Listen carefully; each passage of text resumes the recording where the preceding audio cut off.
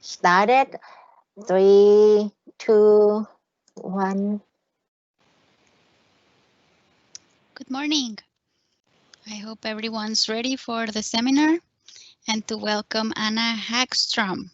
Dr. Hagstrom is the inaugural participant in the Connecticut Academy of Science and Engineering CASE Science and Technology Policy Fellowship Program.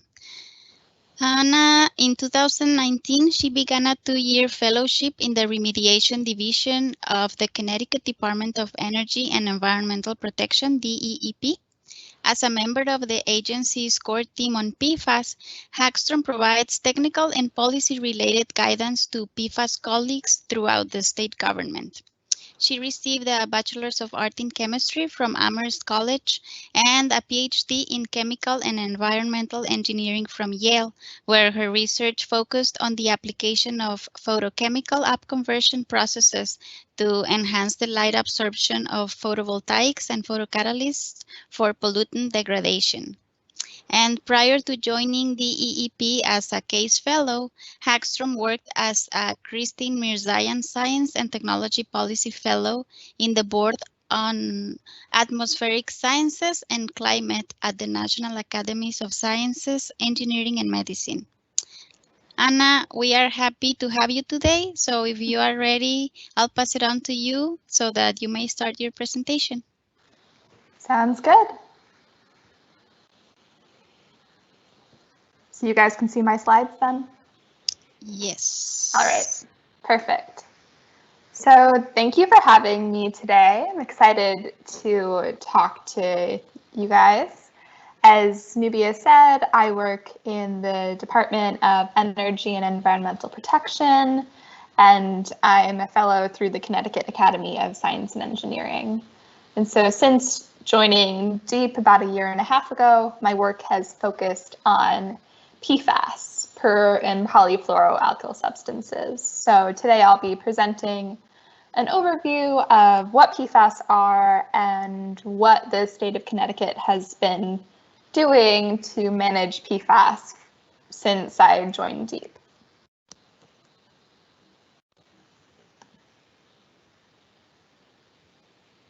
One second. All right. So thought I'd start off with a brief overview of what PFAS are for those of you who don't already know. So PFAS stands for per and polyfluoroalkyl substances. It's important to note that this is not just one chemical, it's actually a group of chemicals, over 4,700. I think the most recent numbers are actually over 7,000. The first PFAS were developed back in the late 1930s and early 1940s. And ever since then, PFAS have become very widely used in a range of consumer products and industrial processes. So all PFAS contain many carbon-fluorine bonds, and these bonds are incredibly strong. So as a result, PFAS are highly stable even at very high temperatures. And because of these carbon-fluorine bonds, PFAS also repel oil, grease, water, and heat. And these are really useful properties. As a result, PFAS have been used in a wide range of products, including nonstick cookware, waterproof apparel, stain-resistant fabrics and carpeting, and grease-resistant food packaging.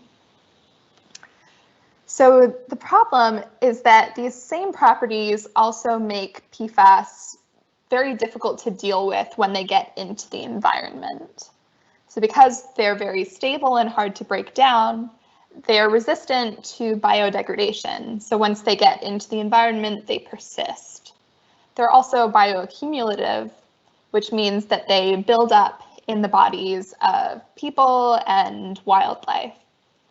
They're toxic. They've been linked to a wide range of different health impacts, including immunotoxicity, developmental delays, certain kinds of cancer, high cholesterol, among others. And they're able to travel in both in air, depending on their molecular weight, and in water, depending on their solubility. So these are two examples of PFAS, perfluorooctanoic acid, or PFOA, and perfluorooctane sulfonic acid, or PFAS.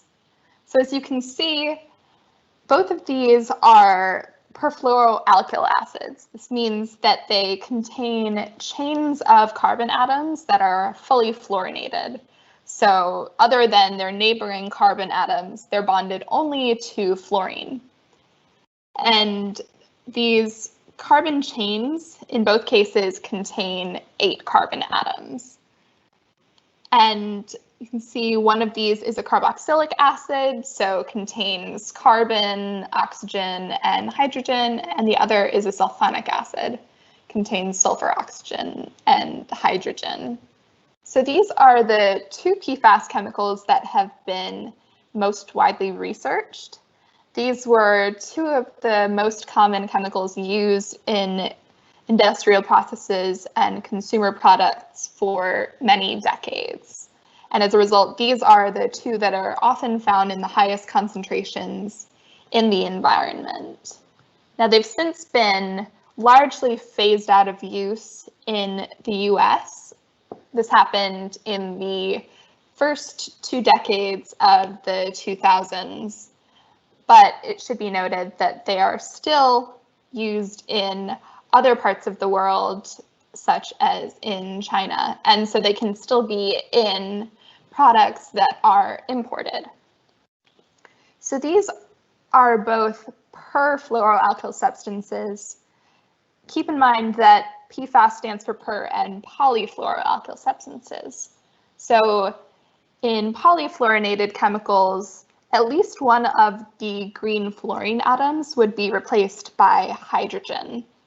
And so in polyfluoroalkyl substances, that hydrogen bonded carbon atom is kind of a weak spot. So polyfluoroalkyl substances can be broken down, but they ultimately become perfluoroalkyl substances.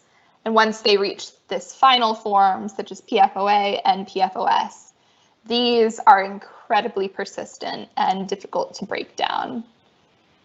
So this, just keep in mind, this is a very large class of chemicals, and they have a lot of different properties. Some of them are polymers, some of them are perfluoroalkyl acids, such as these.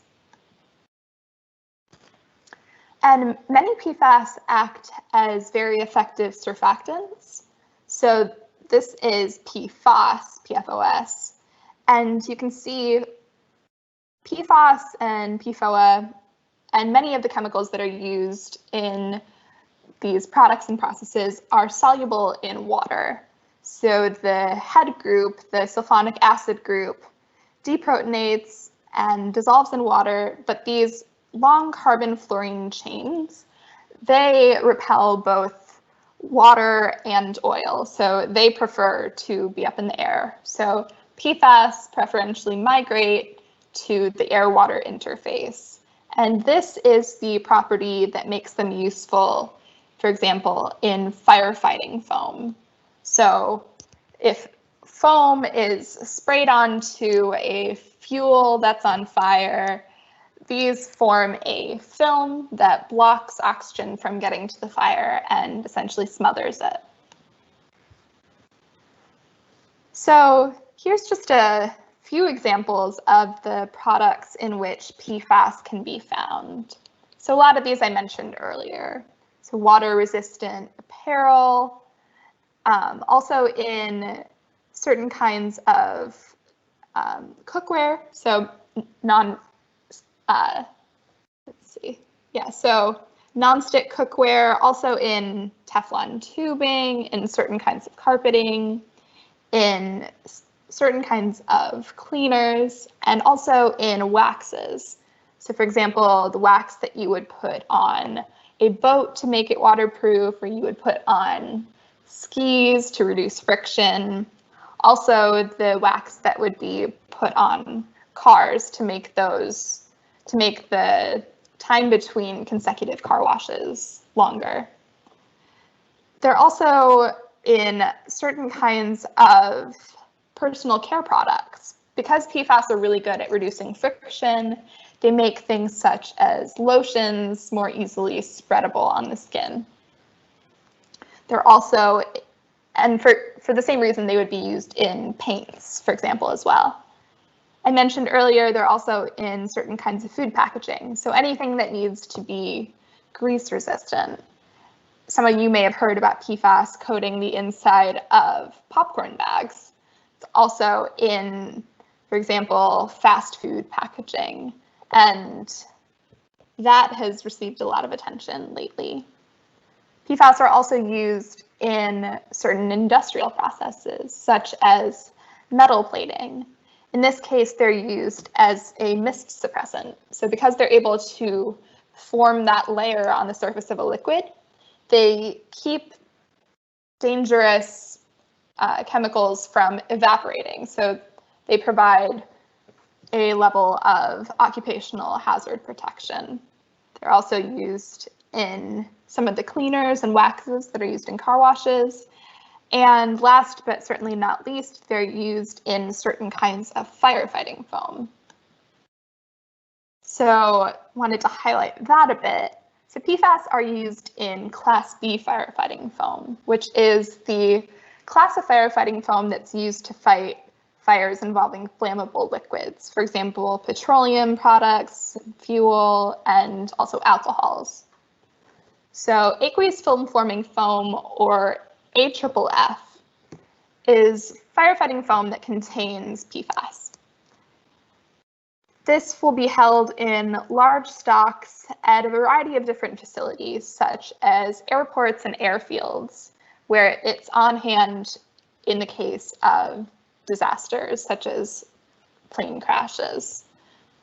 It's also going to be held in large stocks at certain chemical facilities that contain large volumes of flammable liquids. It'll also be on hand in fire departments. So, for example, if there's a car fire that can't be put out with other kinds of firefighting foam, firefighters will turn to AFFF.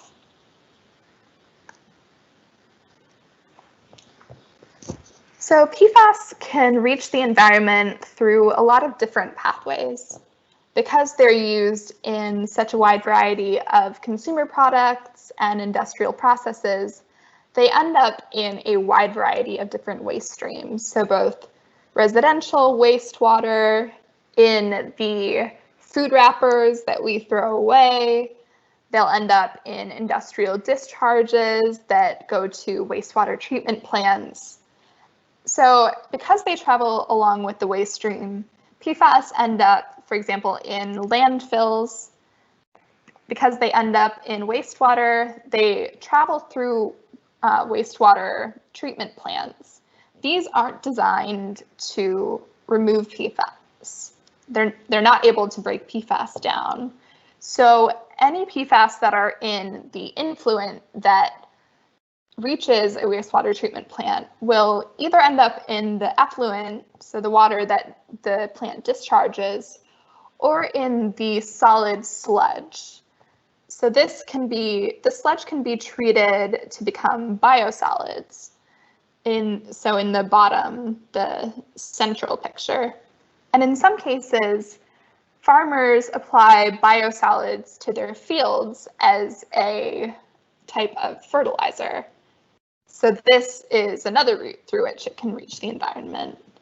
And then beyond that, industrial facilities, as we said, they'll discharge waste that contains PFAS. They can also discharge PFAS through their stacks, so air emissions. And because PFAS contain really strong carbon-fluorine bonds, it takes very, very high temperatures to break them down. So in most cases, over 1,000 degrees Celsius. And so unless the processes that are used in the stacks reach that temperature for the required amount of time, PFAS are going to end up being emitted into the air. And they'll travel for a while and then they'll settle onto the ground. And then, of course, for example, car washes become sources of PFAS, as well as fire stations. So both sites where AFFF is used to respond to incidents, also sites where AFFF is used by firefighters in training exercises. So this is a diagram that illustrates a lot of the common routes through which PFAS cycle through the environment. So as we've said, industries can emit PFAS into the air or in wastewater. This will travel to the wastewater treatment plants. In the same way, landfills will often send their leachate to wastewater treatment plants. Then again, pay attention to biosolids that will be used in certain agricultural fields. All of these pathways release PFAS ultimately either to water or to the ground. And so when it rains, that rainwater will infiltrate groundwater and ultimately will infiltrate the soil, and ultimately PFAS can reach surface water bodies and they can reach groundwater. And this is a problem because these are often used as drinking water sources. So drinking water contamination is one of the highest profile human exposure pathways as far as PFAS are concerned.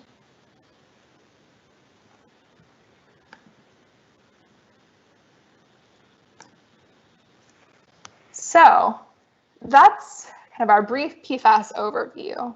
I won't get that far into more science, but if you guys have more questions about the science of PFAS, feel free to ask them after the presentation, and I'll answer whatever I can. But now we're moving on to the situation here in Connecticut. So prior to 2019, there had been very little attention paid to PFAS here in our state.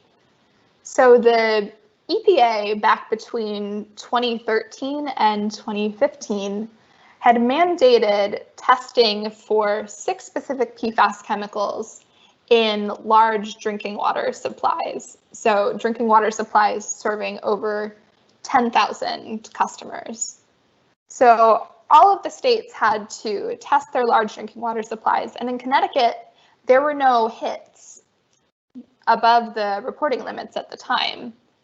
That's different than the case in many other of our neighboring states. So a lot of other states like Vermont and New Hampshire and Massachusetts had to pay a lot of attention to PFAS from the time that those testing results were released.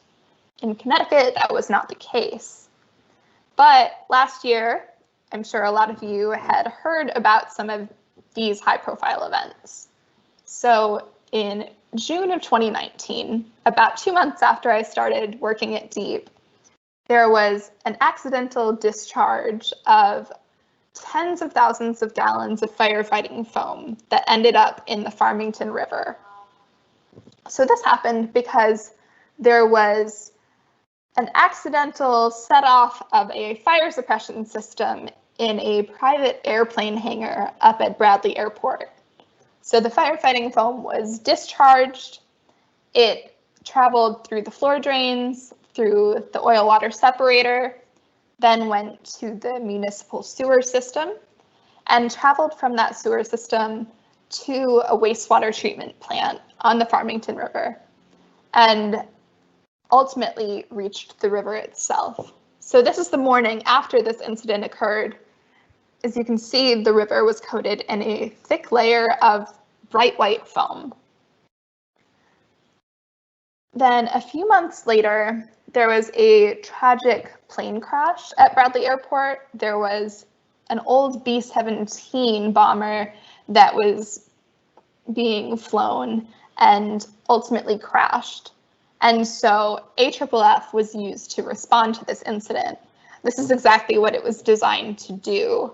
So it extinguished the fire very effectively. And some perished in that plane crash, but the use of this firefighting foam, we think, ultimately did save some of the lives of the people who survived. But because it was used, it was able to flow off-site and ultimately reach Rainbow Brook, which feeds into the Farmington River.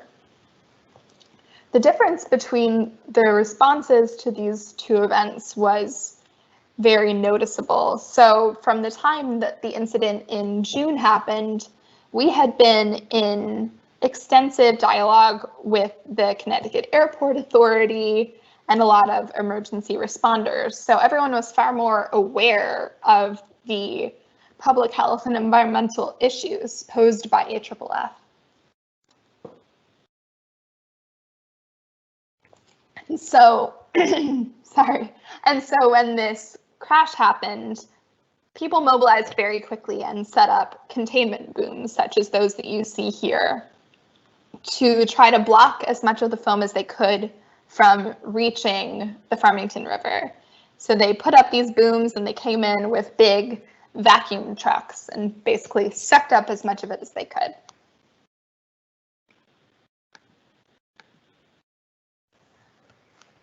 So right after PFAS started to receive a lot of public attention in Connecticut, Governor Ned Lamont, established the Connecticut Interagency PFAS Task Force. This was established on July 8th of 2019.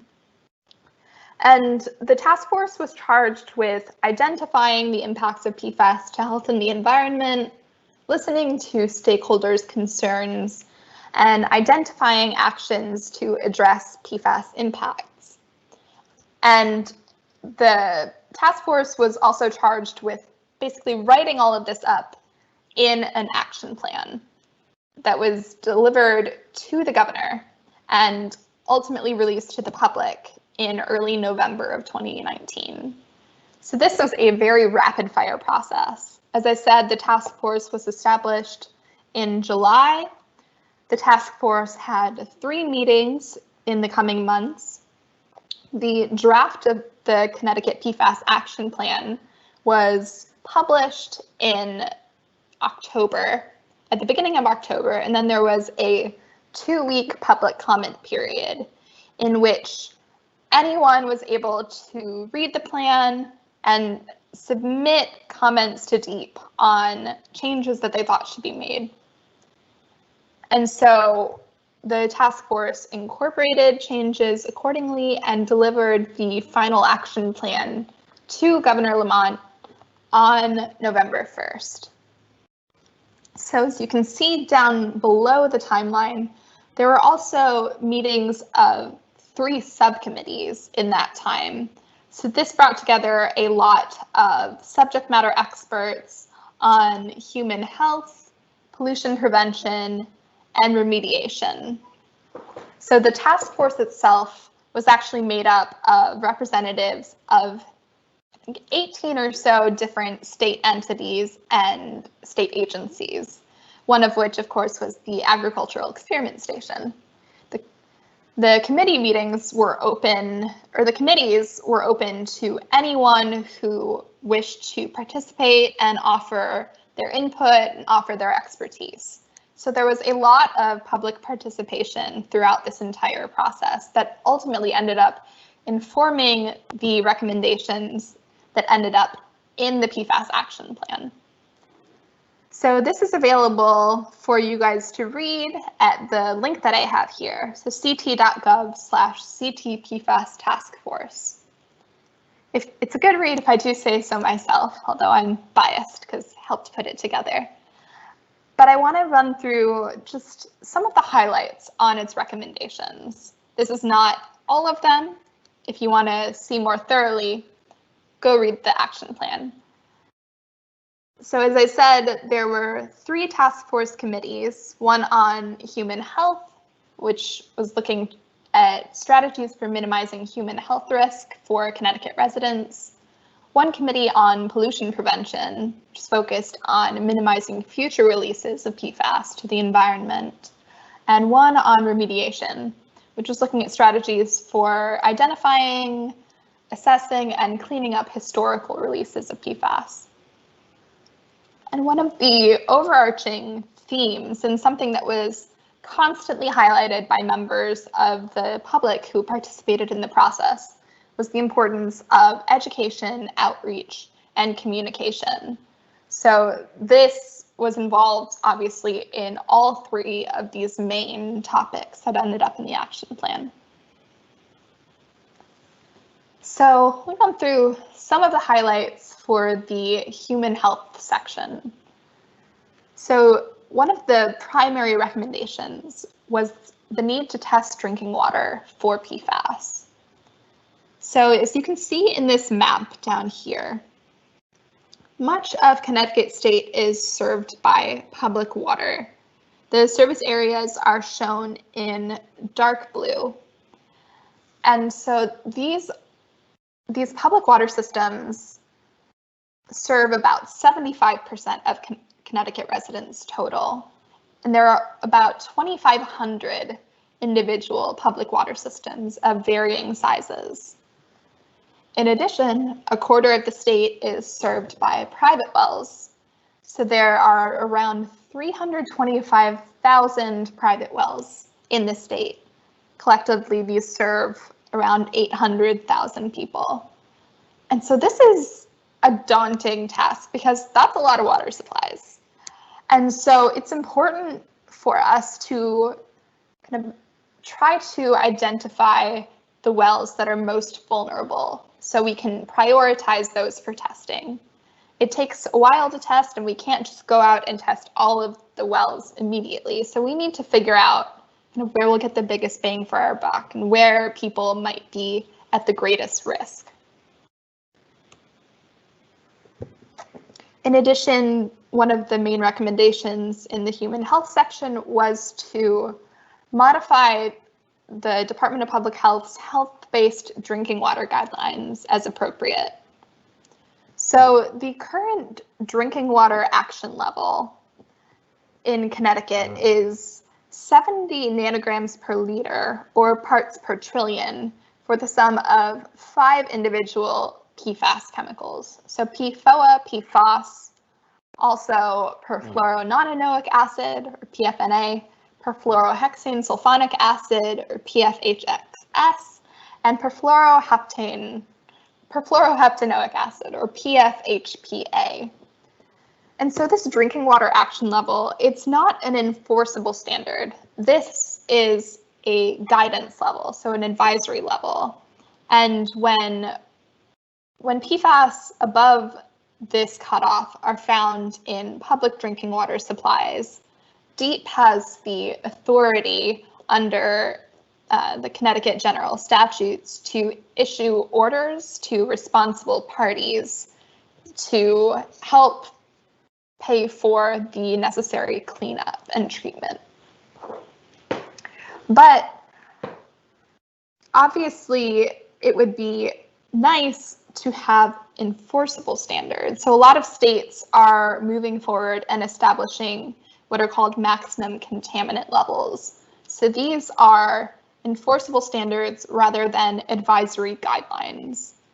And so the action plan recommended establishing a Safe Drinking Water Advisory Council to advise the commissioner of the Department of Public Health on whether and how to establish maximum contaminant levels. Another highlight of this section was the need to identify, prioritize, and evaluate other potential sources of exposure. So we know that it's not just drinking water that's the issue. There are a lot of other exposure routes through consumption of, for example, fish and shellfish that are raised in contaminated surface water, and also through the ingestion of foods that come in packaging that potentially contains PFAS. In addition, there have been a few cases in other states where milk has become contaminated with PFAS as a result of the use of biosolids as an agricultural soil amendment.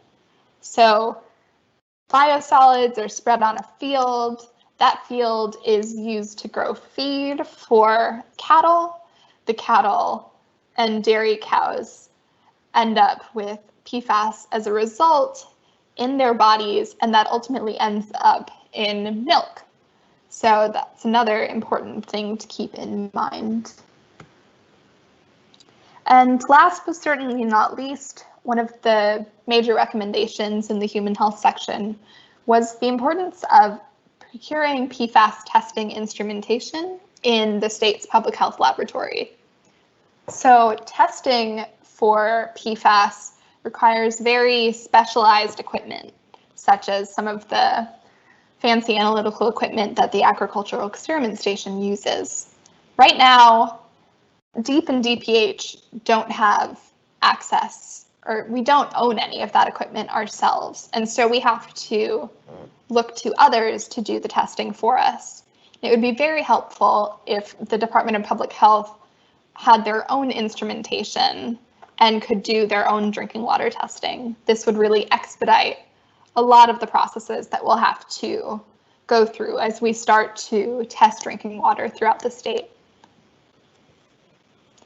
So the second major section was pollution prevention. So the major recommendation in this section was to minimize future releases of AFFF. This can be done through implementing best practices for handling, storage, and disposal. For example, advising that AFFF no longer be used for training exercises where it's not absolutely necessary. It also recommended a take-back program. So taking existing AFFF and replacing it with alternatives that work just as well, but don't contain PFAS. And finally, evaluation, selection, and procurement of fluorine-free alternative foams. So if we're going to take back AFFF, we have to make sure that we have a proper replacement, because we need to make sure that fire departments throughout the state are equipped to respond to emergencies and protect human life. So second, the action plan recommended the identification of other potential sources of PFAS pollution. So we reviewed some of these in the beginning, but it's important to understand the full universe of operations, processes, and products that potentially contain PFAS. Because PFAS travel through the waste stream, one of the kind of good ways to get a feel for what level of contamination we're dealing with in our state is to evaluate the levels of PFAS that reach our wastewater treatment plants and that end up, for example, in biosolids, as well as in compost. Because PFAS are used in some sorts of compostable food packaging and food containers, they can end up in compost this way. PFAS can also end up in crops that are grown on land that has received biosolids. So this is another potential route by which PFAS can end up in compost. And last but not least, the plan recommended establishing discharge limits for PFAS in air and in water. Essentially, we want to stop the continued bleeding of PFAS into the environment. And finally, remediation recommendations. So a lot of PFAS has already ended up in the environment, and we need to deal with that. The first recommendation is to map potential PFAS sites, so sites of PFAS contamination, such as those that I reviewed at the beginning. We want to figure out kind of where these likely PFAS sites are to help us identify the areas of greatest concern. This can help us prioritize our testing. So, for example, as I said before, we need to take a prioritized tiered approach to testing of drinking water. And so a graphical information systems database with potential PFAS sites will allow us to do so. In addition, we want to start some large-scale sampling to figure out what we're dealing with, what levels of PFAS are actually found in our state's surface water, soil, and in fish. And so we want to, again, take a prioritized approach, starting off with sites and areas where it's likely that PFAS have been released to the environment. Of course, also trying to look at some more what we call background areas that are the least likely to be impacted, so we can get a feel for the range of PFAS levels.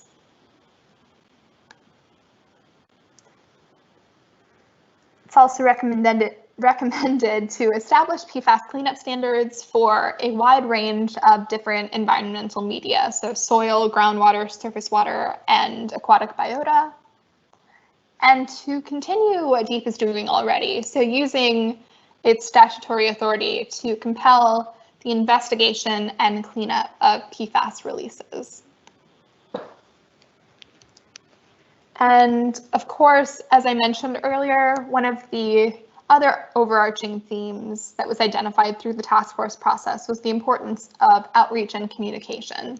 So this was given its own section in the action plan and contained recommendations such as enhanced public outreach by state agencies. This is an example of a fact sheet that's been put together by the Department of Public Health. But it's meant to drive home the point that we need to make sure that we have informational materials that are accessible to people kind of without a science background. So this stuff can be very tricky to understand, but we want to make sure that we're able to communicate the main points and communicate potential risks of PFAS without causing unnecessary panic.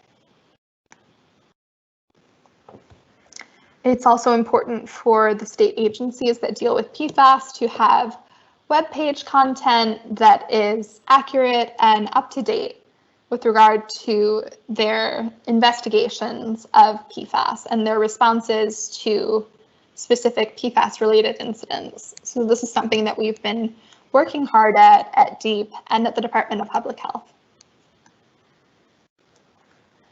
Again, it's important to collaborate with local health officials and emergency response personnel.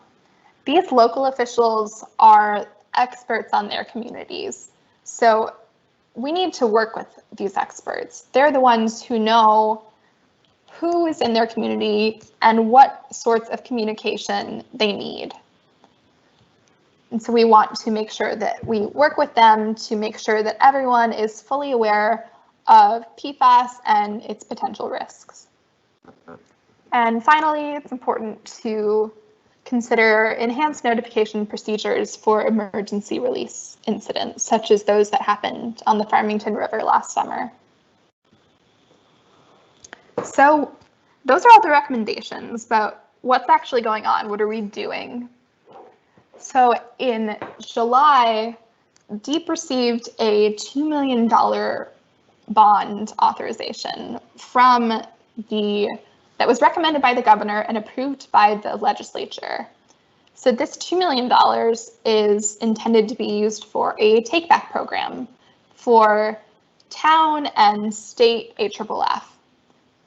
It's also intended to be used for private well testing and for providing resources for residents who have PFAS contaminated wells.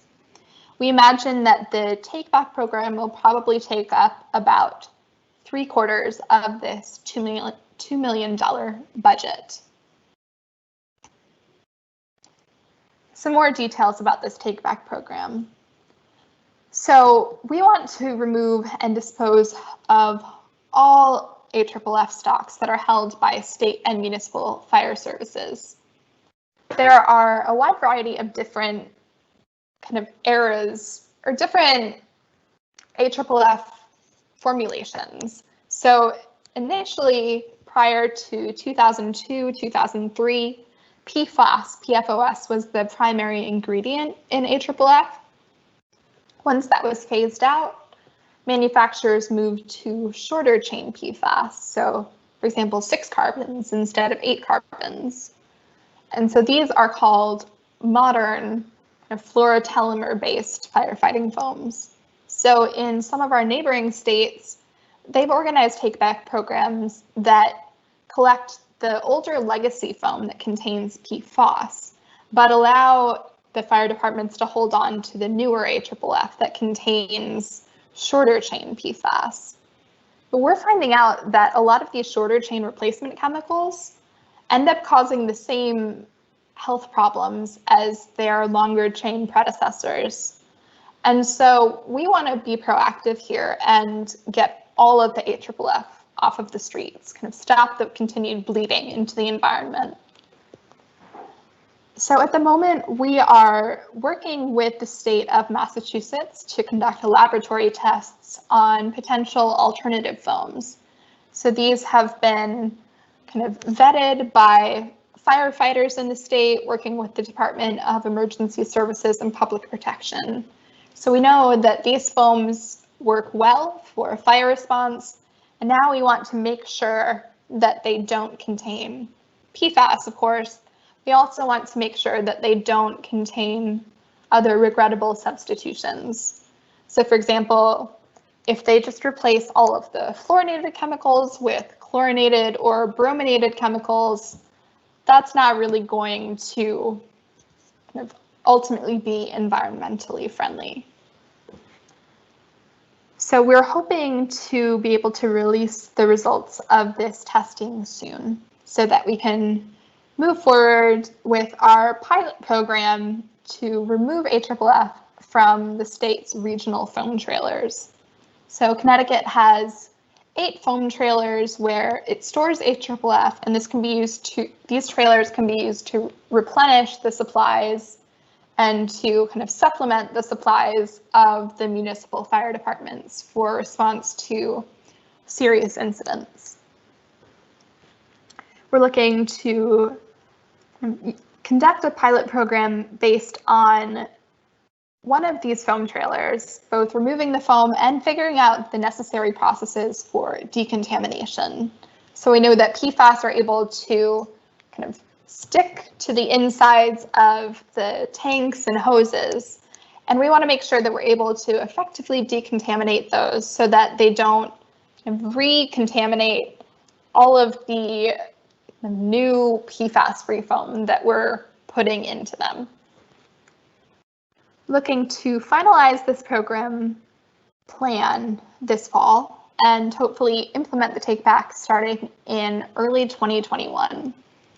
On the right, you can see we've also released a lot of advisory information to fire departments on best practices for use of AFFF in the meantime.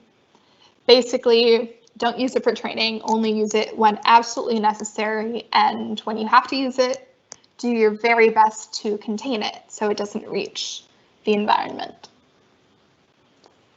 DEEP, I'm going to speed through some of this other stuff. DEEP is also looking to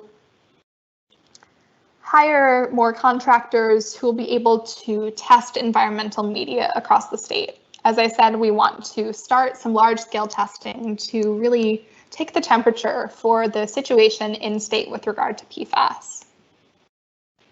We've already started the GIS project that I managed earlier, so working to map facilities that could be potential sources of PFAS contamination. And we're also looking to move ahead soon with testing of the water that reaches and then is discharged by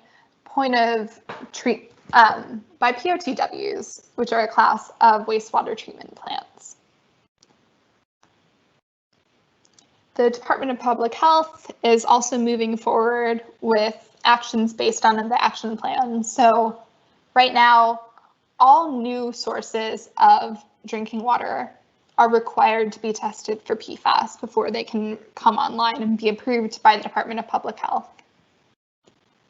In addition, DPH is working with public water systems that serve over 1,000 customers, trying to ask them to test their drinking water for PFAS, and also requiring them to assess their drinking water sources' potential vulnerability to PFAS contamination. So kind of, are there high-risk facilities in the area, asking them to kind of take a full tally of all of those.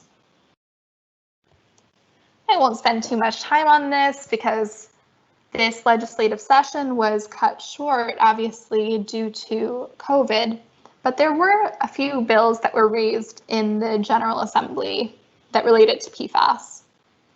2 of these were in the Environment Committee and 1 was in the Public Health Committee. So let's see, actually, 1 of them was in the Environment Committee and 2 were in the Public Health Committee. So the first of these was an act concerning the use of PFAS in Class B firefighting foam. So this would have been legislation that would establish a ban on training with AFFF and work toward a take-back program, and ultimately a ban on using AFFF that contains PFAS for firefighting. An act concerning PFAS from the Public Health Committee also looked to ban training with AFFF, and in addition, recommended developing and implementing a plan for statewide testing of drinking water and for public education. The final of these 3 bills, also in the Public Health Committee, looked at banning PFAS in food packaging and kind of investigating the availability of alternatives to PFAS-containing packaging materials. Last legislation thing that I'll mention is that Connecticut is one of 9 states that are in the Toxics in Packaging Clearinghouse. This coalition writes up model legislation, and the goal is to establish some level of uniformity in different states' toxics in packaging legislation. So right now, there are 19 states in the US that have based their toxics in packaging legislation on this model legislation. This was originally designed to address heavy metals, so lead, mercury, cadmium, hexavalent chromium, but the Toxics in Packaging Coalition is looking at also incorporating phthalates and PFAS. And so they have released new model legislation. This was open for public comment and is now kind of in the review stage. And ultimately, in its current form, it would prohibit PFAS in food packaging in any detectable concentration. And so this model legislation would be available to legislators in any state who are interested in trying to limit PFAS in both food packaging and other kinds of packaging materials. So wrapping up, what are we doing next? So on the horizon, we're looking at establishing ambient and surface water protection criteria. We have recommended cleanup levels for soil, so soil both based on direct exposure and on potential to leach into and contaminate groundwater. But we're still trying to get a feel for what limits would make sense for surface water.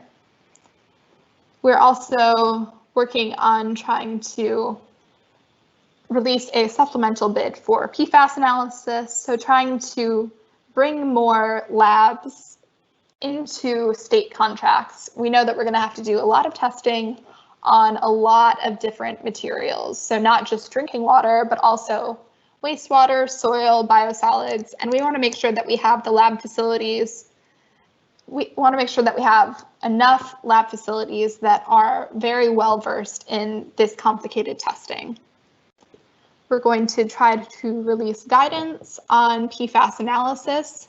Right now, there are only EPA endorsed or validated methods for drinking water, but we obviously need to test way more than that. So we want to make sure that there's uniformity in the processes that are used in different labs. And we're also looking at planning large-scale surface water and fish testing. So this is one of the last two slides, I think. I know we're trying to wrap up.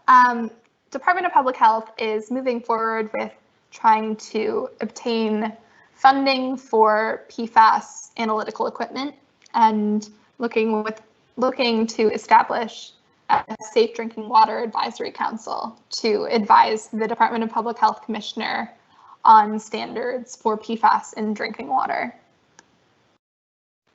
And so I'm happy to send this presentation around later, include a lot of different links to various web pages that contain DEEP and DPH's information on PFAS. And you can also reach out to me by email.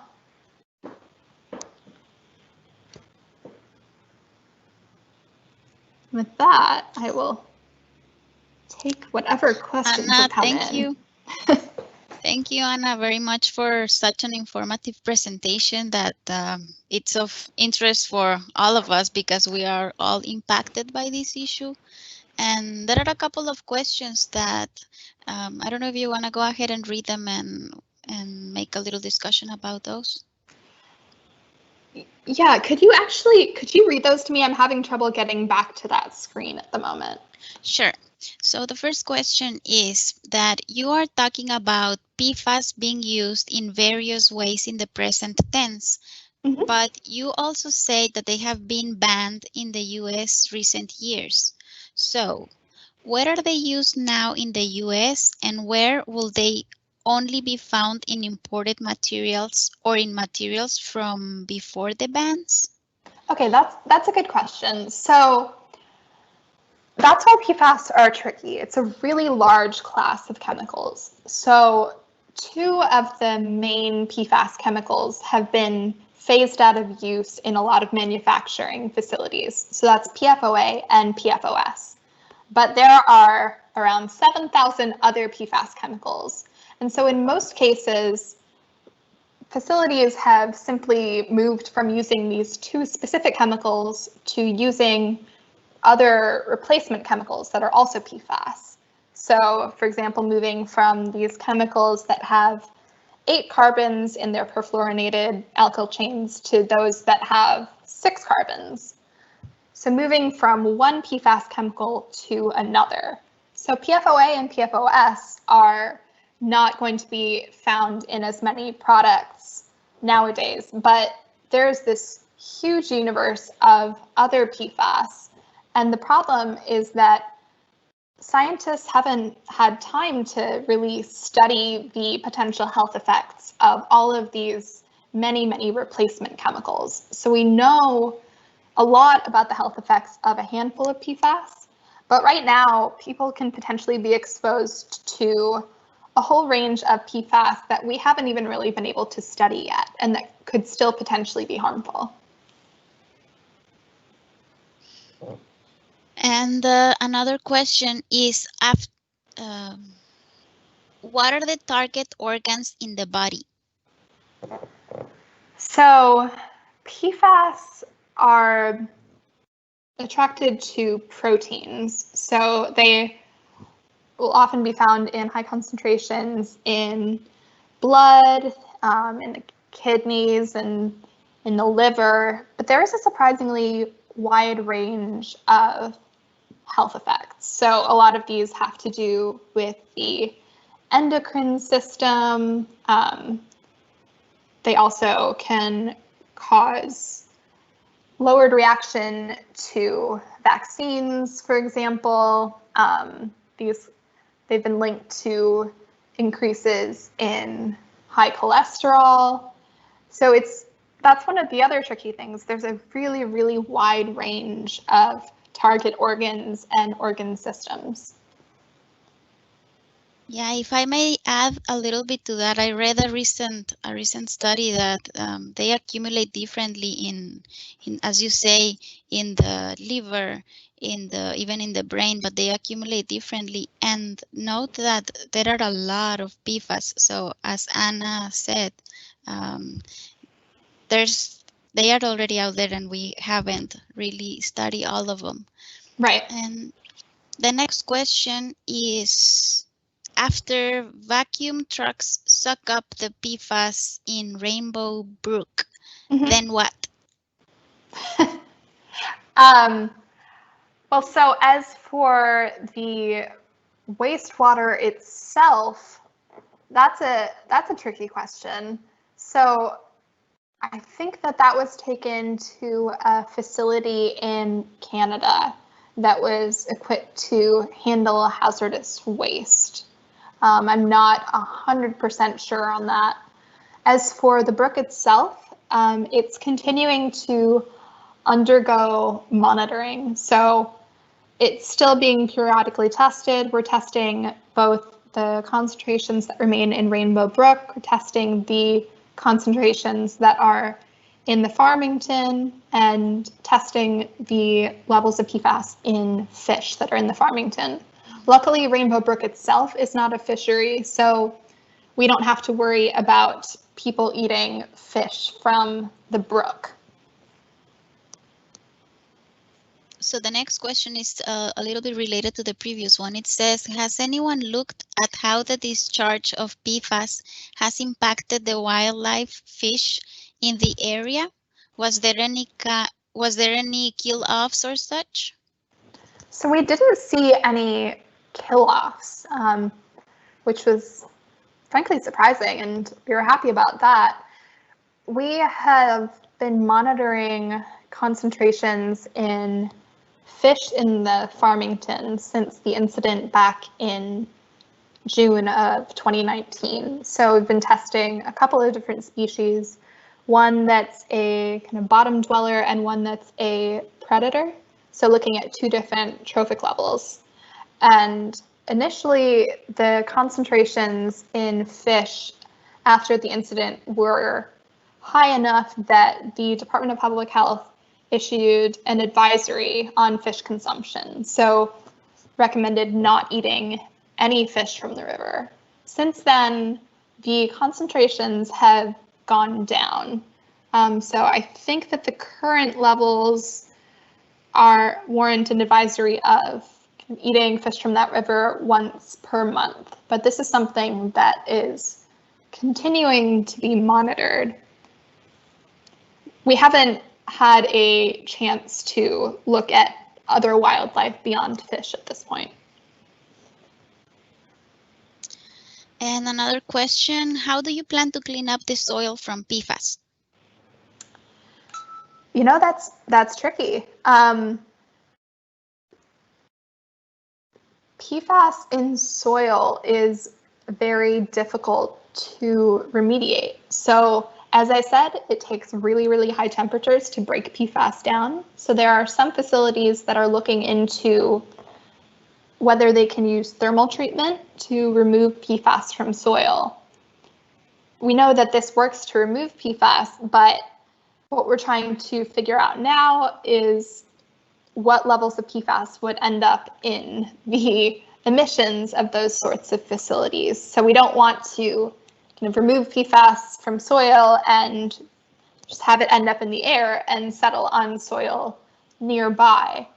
So honestly, if there are, for example, after the big release to the river last year, there was also a large volume of the firefighting foam that ended up contaminating the soil right outside of the airplane hangar. And so that soil was excavated and removed and disposed of.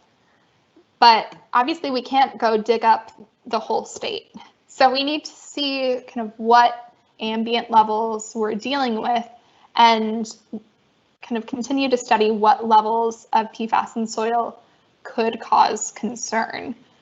So beyond kind of excavating the soil and disposing of it, we can also look at whether putting impermeable caps over contaminated soil could be sufficient in some cases to prevent PFAS from migrating down into groundwater. But that's a great question and something that we're going to have to kind of ponder as we start to do large-scale testing. And I mean, we're going to find PFAS. It's pretty ubiquitous. So look for more guidance moving forward from us.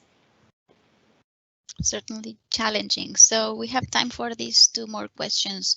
How quickly do you think the DEEP and DPH, the Department of Public Health, need to move to get the PFAS out of the environment before it becomes a decade or century-long problem? I mean, so we are working on it now. The reason that a lot of the states have had to take a lot of action related to PFAS is that there has been kind of action at the federal level that is not as rapid as we would like it to be. So normally DPH doesn't have to worry about setting maximum contaminant levels or enforceable drinking water standards because it adopts those that are established by the EPA. But the reason that we're having to consider it ourselves is that EPA has not put out the guidance that the states need. So states are moving as quickly as we can, and we're hoping that by taking the actions that are recommended in the action plan, we'll be able to kind of stop the major sources from continuing. So we're trying to get the AFFF off the streets so we can stop the bleeding and figuring out how we move forward. And the last and very popular question, how it says, can you ingest PFAS from using PFAS-coated cookware? Yes. There have not been a ton of studies on this. I've seen some that show that PFAS are able to migrate from PFAS-coated cookware to food. So I know that a lot of my colleagues have moved from PFAS back to stainless steel or cast iron pans. I myself had just gotten a new set of nonstick cookware when I moved here, so I haven't changed it out yet. I probably will try to in the future. But on the bright side, at least, whatever is sold today does not contain PFOA or PFOS. But the problem is that a lot of what is in the cookware that is sold nowadays is confidential business information. So we're not even sure exactly what is in there. So, I mean, which makes things really hard. It makes it hard for consumers to make informed decisions. So that's something that we're kind of all trying to grapple with, myself included. Well, thank you. Thank you very much, Anna. I hope the public enjoyed your talk as I did, and see you around. All right. Thank you very much. Thank you. Bye. Bye.